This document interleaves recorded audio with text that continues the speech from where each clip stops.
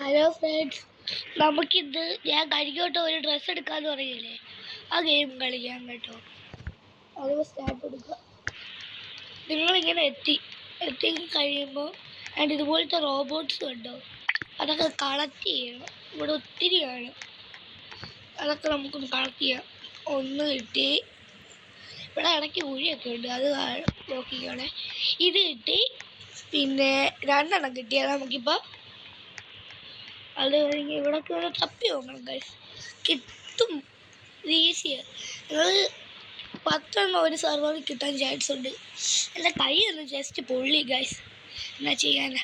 മെഴുകുതിരി കത്തിച്ച് വെച്ചാൽ അതിൻ്റെ പക്കത്തോട്ട് കൈ വെച്ചേ. അടുത്ത റോബോട്ടിനൊന്നും കാണുന്നില്ല ഗൈസ്. കിട്ടി, അടുത്തായിട്ട് കിട്ടി.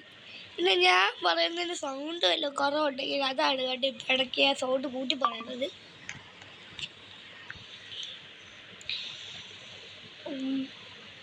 ഇനി ആ റോബോട്ട് ഇവിടൊക്കെ കാണും, നമുക്ക് പൊക്കത്തോട്ട് ചാടിക്കയറാം. വേണ്ട ഒരു റോബോട്ട് അതിനെടുക്കാം.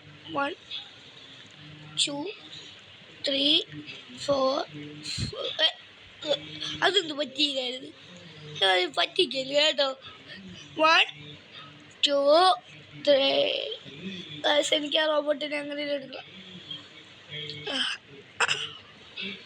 അപ്പോ എന്നാ ചെയ്യുക. പിന്നെ നിങ്ങൾ വിചാരിക്കുന്ന പോലെ ഇല്ലേ, ഞാൻ ജുജുബോയുടെ ഫാനാണ് കേട്ടോ.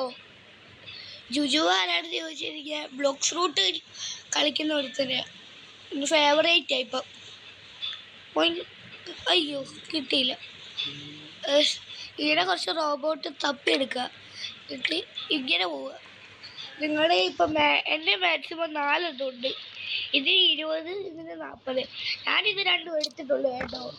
നിങ്ങൾക്ക് ഇങ്ങനെ എപ്പോഴും റോബോട്ട് കളക്ട് ചെയ്തിട്ട് നിങ്ങൾക്ക് ഇതെടുക്കാം. പിന്നെ ഈ ഗെയിമിൻ്റെ പേര് ഞാൻ കാണിച്ചു തരാം എന്തുവാണത്.